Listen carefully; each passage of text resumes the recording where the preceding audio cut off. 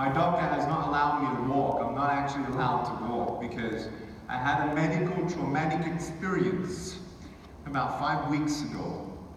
They found a tumor in my bladder, and they didn't know, of course, if it was cancer or not. And we found that out in December. Went on the operating table on the 3rd of February at 9 a.m. 8 hours later, I was sent home, and I had some complications. I had internal bleeding beginning. I went back into the emergency room and went under the operating table at 1 a.m. No, really it was 1:15 a.m. on the 4th of February. And I can tell you right now, I'm not the average kind of client or patient for any doctor. You don't really know my blood pressure at any given time. Right now, I can tell you, I'm totally fine. And they don't know if they should treat me like a pediatric because I'm only 80 pounds heavy, but I'm an adult with fully developed organs, and so what do they do with me? So I lost 1/3 of my blood, and I didn't have a lot of blood to lose. And you know the movies when it sort of fades, fades away to nothing? I had that visually. I nearly died at 1 a.m. the 4th of February, about 5 weeks ago. And I've been horizontal for about 2.5 weeks. And been preaching now for a month straight. And it's been really, it's been really humbling. And I'm thankful to be here. But I want to tell you the greatest reasons why I was crying at that moment is because my bladder was ballooning and blood was falling in like a waterfall into my bladder. And it's very, very painful. And so number one, the pain. You see my foot here, I love my little foot. I've got 2 toes. Peace, how you doing? And with my foot, I can actually type now 43 words a minute on a normal computer, and after 2 cups of coffee, 53 words a minute. But at that time of a lot of pain, with my foot and my head alone, I lift up the rest of my body for 10 minutes, screaming because I was in a lot of pain. But I was crying, not just because of the pain, but I was crying because I'm 33. You know, my father, he's 61. 6 months ago, he got diagnosed with stage 4 pancreatic cancer. You have 56 days to live, is what his doctor told him. And here I am at 33 years old, and me and my dad know exactly where we're going when we're not here. We're citizens of heaven passing through. This place ain't my home. You know, this is very temporary.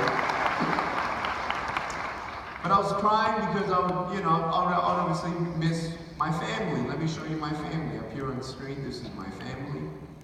Me and my wife, we've been married now for 4 years. Her name is Kanae. She is half Japanese, half Mexican, Japsican. And the way that I proposed to her, we got the ring and the cream puff, and I got her to feed me the cream puff. And I finished the cream puff without choking on the ring. And I said, baby, let me kiss your hand. And she gives me her left hand. And I went down on her ring finger. She thought I was getting kinky or something. I promise I didn't lay a hand on her or anything. I pull back and she sees the ring and she starts crying. And I said, baby, I love you. I want to spend the rest of my life with you. Will you please marry me? And she said, yes. And then 1 year and 1 day after we got married, our son Kiyoshi, in that photo, was born. And this is him in another photo. See that? He's already taller than Daddy.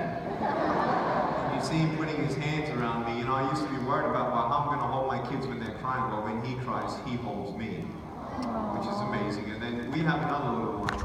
And this is a little older photo. He's 2 months here. His name is Dayan. And he's now 7 months old. And I look at my family, and obviously I want to see them grow up. I want to see them get married. I want to see them, you know, give me some grandkids. 33 is a little young to die. Yeah. But the one thing I wasn't crying about was the fact that God will not let me go home a minute earlier or a minute later. A first cousin of mine died at 27 years old of bowel cancer. And when you believe in heaven, it helps a lot. Like, a lot. Okay, we're going to talk about what that a lot is, but for real. And I was so very thankful that obviously I'm not crying about what happens after my last breath. You know, I really feel sorry for people who don't know what really happens when they're not here. And I feel sorry for people who just go through their life in their routine and they haven't found something to die for, so they haven't found something to live for. Yeah? So I'm going to give you some stuff tonight. I'm going to share with you my story. And before we get into anything, I always open up with a couple funny stories. I was born this way, okay? The truth is that. And my parents don't know I was born this way. My doctors don't know I was born this way. Lady Gaga don't know I was born this way. And I went to school out in Australia. Moved from Australia 10 years ago. I now live in Southern California. And, you know, went to school and everyone else had arms and legs. And the question is, why me? Right? Why me? And I'm not here today to share with you my story, to compare my story to your story in any aspect. That's not true. In fact, I always tell young people I believe it's worse being in a broken home than having no arms and legs. You know, I know some of you would give up your left arm to have your dad in your life who you've never met. You know, I know there's some of you who'd give up your left arm to actually have a mom and dad who actually loves each other and loves you. You know, arms and legs are arms and legs, but love is love and hope is hope.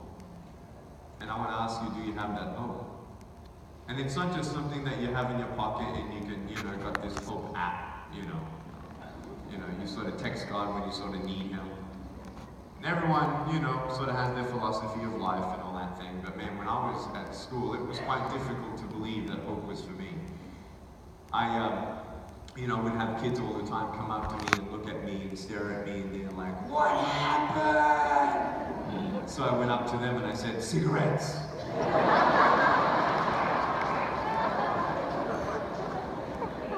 That humor has stayed with me quite a lot, you know, like I love freaking people out.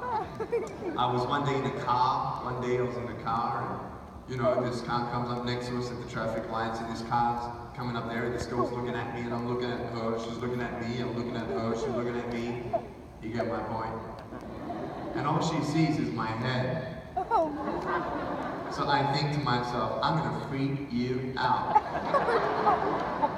So just imagine all you see is my head, and just did this.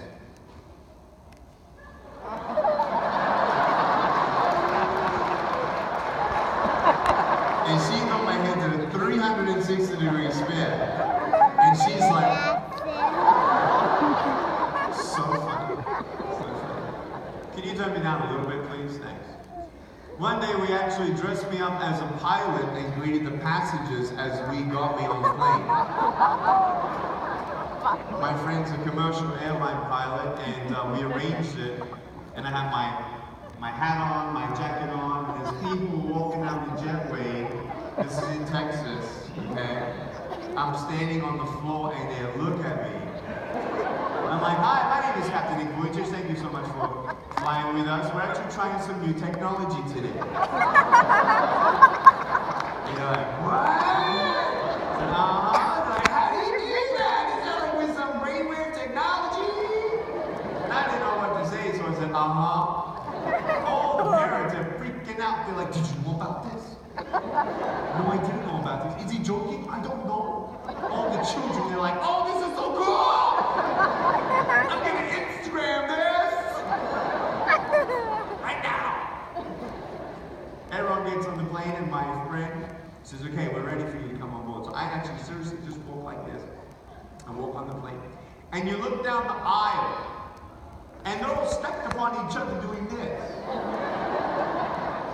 And I get the microphone and I say, good morning, ladies and gentlemen. Thank you so much for boarding so fast. And they're like, oh my gosh! I promise some people came to Jesus right there and then.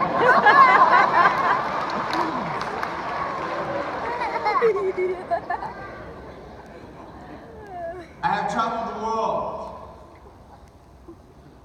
I've been on 6 of the 7 continents. Traveled around the world 120 times, 3 million miles. I've been up at 37,000 feet for 6.5 months. I meet Putin in 36 days, behind closed doors. for an hour. He'll be my 14th president that I meet. His office called us after they saw me on Russian TV in front of 100 million people for an hour. 20 minutes of it was preaching the gospel. So they said, Nick, can we meet with you? What do you think I said? Yeah. I'm coming. So he'll be the 14th president. We go to government level meetings. We talk about things like special needs children being integrated into society. We talk about abortion laws, how they should not be progressive but held back. National laws of countries, we can prove that through the ministry of Life Without Limbs, not only have we been generously given $1 million of money and resources to the poor and needy around the world, but really, God's really shaken up some nations. And the one thing I'll be talking to Putin about is starting a national day of prayer in Russia. And so, we're so thankful.